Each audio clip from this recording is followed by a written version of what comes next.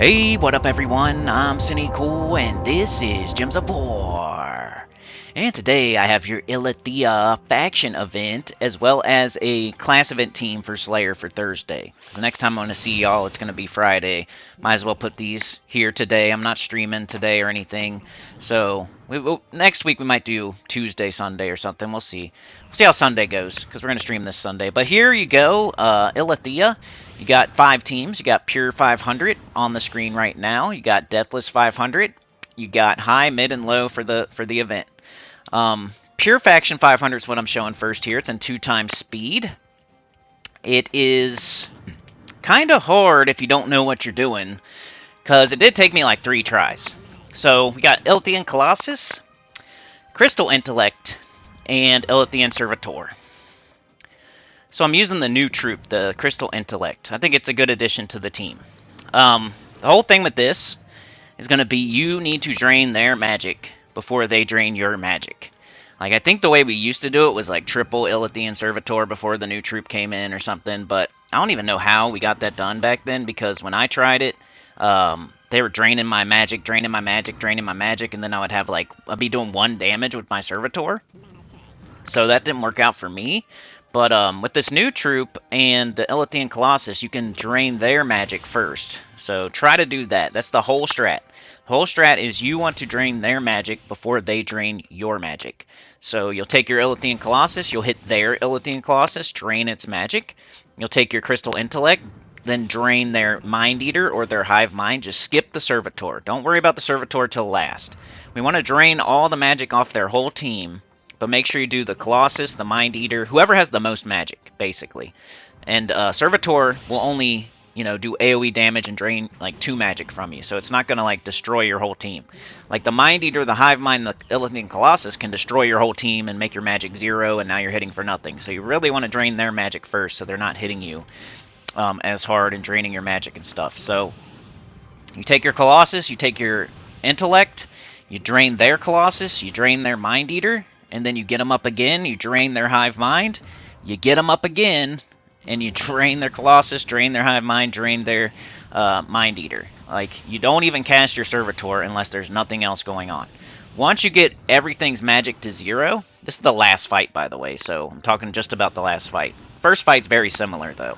You only have 3 fights, so this is the main strat for the whole thing. It's like 66% of the strat. Drain their magic. That's what you do. Crystal Intellect, drains magic and then gives it to its life and then throws up 9 purple on the board, which is good to get up the Servitor. And it's kind of a semi-tank because it's gaining life every time it drains magic.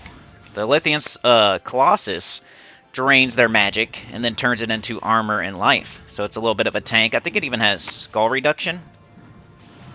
So you don't want to be stuck here, doing 0 damage with their Servitors, and then they still have their Colossus, and you're trying to use skulls to beat the whole team with skulls. Like that's a big slog, and you're not going to win probably, because if they drained all your magic, that means they have high spell damage, and they're going to be crushing you with spells. So you got to drain their magic before they drain your magic, and that's the whole strat. Don't even cast your Servitors, I'm telling you, unless there's nothing else going on. Like, if you can take mana for your Colossus or your Crystal Intellect, do that instead of casting your Servitors. If you have everything up on your side, every single thing up, cast the Colossus or cast the Intellect until their whole team is on 0 magic. So you're going to start at the top on their Colossus, drain it. You're going to go down to their Mind Eater or their Hive Mind, drain it. You're going to get your Colossus and your Intellect back up, drain their Hive Mind, drain their Colossus again, then get them up again, and then make sure everything's on 0. Once those 3 are on 0, start working on their Servitor. Start draining that too. Once you get their whole team down to 0 magic, they can't barely do anything to you. They'll be hitting you with skulls, but your Colossus just gained a bunch of life, just gained a bunch of armor, it's got skull reduction. It'll be fine once you drain all their magic, but that's the whole thing. You gotta drain their magic first. Use an Anu or something. Get up quick. Drain their magic. Don't worry about their Servitor. Don't worry about your Servitor until later on. The rest of the fights, like there's 3 fights. You start against the ILLITHIA team. It's pretty much the same strat. And the second fight is you can go any fight. Any fight leads to the boss. So you can do a 2, and sometimes it'll be like Leprechaun Gold fight. So go do that one, and then do the boss fight. You don't have to do like the harder fights in between. You can pick any fight you want, so pick the easiest one, and then go to the boss fight. So that's Pure Faction 500. Colossus, Intellect, Servitor. Drain their magic, man. I'm telling you. Alright, so this is the Deathless team. I show this all the time. If we have access to it, I do it. It's my favorite Deathless team. It never fails me. I think I have like a 99% success rate with this thing. The only time you will ever lose with this team is if they jump on you so fast and kill your High King Iron Gut. Then it's not Deathless then. You would probably still win, but it wouldn't be Deathless at that point. So I don't think I've ever lost. Maybe like a death mark went off one time or something. That's what I'm saying. Like it's probably 99%, and I'm not thinking of like some death mark that went off one time or something. But you got your High King Iron Gut, your Essence of Evil, your Zul'Goth, your Leprechaun. I think I'm using Archer class. No, I'm using Elementalist to make it even more solid of a Deathless. You're going to tie them all the way up with Elementalist. You're going to tie them up with Essence of Evil. Your High King Iron Gut's going to Devour. You got all those extra stats from your Horde level. So you up your Horde level to one of the soft caps, 133, 155, 177, 200, something like that. Up it to the soft caps. One of those. Probably higher because Illithia is like not easy. And then you'll have a 100% chance to Devour. So you cast your Leprechaun, that'll either get up your High King Iron Gut or your Essence of Evil. You will then, cast whatever one got up. Like if Essence of Evil got up and High King Iron Gut didn't, you'll shoot their last slot with Essence of Evil, tie it up, get it terrored, maybe it'll run away. Get your High King Iron Gut up, cast it, Devour. Try to Devour something that's not entangled yet, that way you can get some attack too, because you're going to gain all the stats that you Devour. And then you're going to do that again, and then you're going to cast your Zul'Goth, and then you're going to put a bunch of skulls on the board, and then your High King Iron Gut will have a ton of HP, a ton of armor, a ton of attack. Use those skulls to finish off whatever's left. And maybe your Essence of Evil kills something too with Terror. But really good for Deathless. It's never failed me before. Like I said, 99% success rate with this one. You just jump on them so quick that they can't do anything. And there's only 3 fights, and it's not bad at all. Pretty easy. One other thing you could do at this one, I think, is the Truffle Shuffle. So if you, for some reason, don't have High King Iron Gut or Zul'Goth and you're going to try Deathless 500, you could do the Truffle Shuffle. The Forest Troll, Gob Truffle, Doomed Glaive or something. You just got to be really careful. Make sure you stay looping. Don't give the enemy a turn. Take off colors that you don't use. Only cast the Gob Truffles. If you don't have Gob Truffle, cast the Forest Troll. Doomed Glaive is your last resort. Don't cast it unless you're finishing them off or something, or you have big time alignment and you're going to get your turn back. So that was Pure and Deathless 500 on screen, done. Alright, so here's the high level team. I mean, we're talking high level.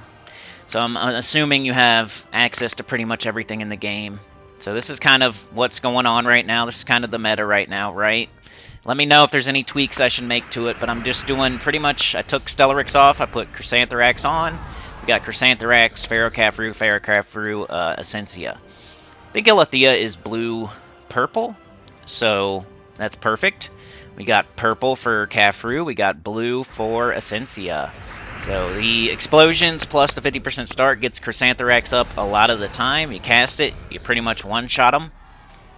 This is what I would recommend to do the event. When you do the event, try to do it for free. Don't buy anything in the shop and just go to level 90, get all rewards, and move on with your life. If somehow you're a little bit short, you buy the first one in the shop. It's 30 gems, and you finish it off. You get that Chaos Orb. I know you want to pop the orbs, get your Glory Orbs, get your Minion Orbs, get as many Chaos Orbs as you can. Don't leave that one there. Just spend 30 gems, get it. I know, like, you're getting Wisdom Orbs, you're getting Green Orbs, but you gotta pop Orbs to get the good ones. You gotta just keep popping them, so keep popping them. What do we got here? Is this the mid-level team? Yeah, so I did something slightly different than usual. You have access to Tesla, so of course you could do Tesla, but I figure you guys already know you could do Tesla. But I got the Ruby Weapon, Venoxia, Leprechaun, and Mirage Queen. So the Mirage Queen is Venoxia even fit? Is Venoxia even elemental? I don't know what I'm doing for real. I don't know if you need the Mirage Queen on there. It was working though. I don't even know. I think I was trying to do something else and then I put the Mirage Queen on there. I don't even know if you need it though. Because what are we doing here? Like, is anything in our team elemental? It might be. I can't remember what Venoxia is. Venoxia is a dragon. So I don't think that... I don't know. So I made a slight mistake there. You don't need the Miraji Queen. You could put something else on your team. Maybe another mana generator. Maybe another true damage. Whatever you want to do. Because I don't think my Miraji Queen's doing much there. But basically the team is Ruby Weapon, Venoxia, Leprechaun. Put whatever else you want on there. Maybe even Queen Beatrix would have been good. So Queen Beatrix probably would have been what I would have done if I was thinking. I started to make one team. I put the Miraji Queen on there, and then I changed it to something else, and I forgot to take off the Miraji Queen. So, yeah. Take off the Miraji Queen, put on Queen Beatrix or something. Put Leprechaun on the bottom. That would be what I'd recommend. Alright, here's the low-level team. So we have blue. You might as well do Baldur. Honestly didn't feel like thinking too much about the low-level team today. Just do Baldur, man. It's fun anyway. If you got Baldur, if you got triple Baldur, if you're a low-level player, it's a epic and under team here. I did do the Wand of Stars, but you could also do Osha's Tome. You could also do, like, Jar of Eyes. You could do just any blue mana-generating weapon would be fine. So, whatever. A Boreal Crystal, any blue weapon that blows up the board, gives you mana. I usually do Osha's Tome, but I hadn't used the wand yet in this entire video, so here's the wand. But the whole concept of the Baldur is it does more gems on the board when you cast it, depending on how many blues are on your team. So our entire team is blue. So pretty much every time you cast Baldur, you're going to get an extra turn with Skulls, and it's going to pretty much get up the next Baldur, and then you cast the next Baldur, get an extra turn with Skulls. It's going to get up the next Baldur, you cast the next Baldur, same thing. If you end up, like, needing to, you cast the wand. Early you cast the wand, of course. 50% starting with Titan, so the whole entire team is 50% started. And then, get up your wand, cast it, gets up all the Baldurs. You cast all the Baldurs. Usually that just, all the enemies are dead. Especially if you're just doing the event, trying to go to 90 just to get all rewards. Like, this will work all the way there. Should be fine. But with blue and purple, other options you could do would be, purple. You could just do Atlanta. Atlanta with, like, Thrall and Leprechaun, maybe? Something like that. Weapon, maybe Black Manacles to help out your Atlanta. So, yeah, that would be the other option you could do is Black Manacles, Atlanta. I'd probably do Thrall, Atlanta, Black, or, whatever you want to do. Thrall in first slot, Leprechaun in last slot. Whatever you want to do with the other two would be fine. If you want Black Manacles in second in case it devours, that'd be fine. If you want Atlanta in second slot because it hits a little harder and gets up faster, that's cool too. Whatever you think. Probably the deeper you get, move them around. Like start with Atlanta in second. If you get deep, maybe put Black Manacles in second. That'd be another option for low-level team. Atlanta, Black Manacles, Thrall, and Leprechaun. Not in that order. Alright, here's your class event team. I only did one because, I don't know, it's a class event. I don't think too many people are interested in it. I'm kind of just doing these videos for my people out there that watch me still and support me and stuff, so wanted to help some of y'all out with this. Class event is Slayer, so the restriction is going to be Draxum Dwarves. So it's very tight restriction. So always think about your weapons. I'm telling you, with class event, you just think about your weapons. It's not even that fun, really, because you're pretty much always doing Ruby Weapon or Black Manacles or Dawnbringer, maybe Dustbringer here or there, something like that. It's kind of like the old arena where you would always use Dawnbringer. You would always use Rinnic Blade, if anybody remembers that. The class event kind of feels like that now. Kind of feels like arena to me, where we're always using the weapon. We're just doing a mana link. Shout out to Tacit. He's the first person I saw doing that. And, I like to shout people out for that kind of stuff. But, the dwarf there does red link. So you get extra red mana for every red match. And, I think it's a new dwarf, too. Like Ghost Dwarf or Lost Dwarf or something like that. But Ruby Weapon, triple of that dwarf. Let me get his name so I'm not super unprofessional here. It's Lost Warrior. So Lost Warrior has extra red mana on red gem matches. We got 3 of them, so you get tons of extra red mana. You do your banner on red too. If you match red, you get up your Ruby Weapon. 50% start class will get up your Ruby Weapon on like 1 red match. You cast your Ruby Weapon, you win. That's the class event.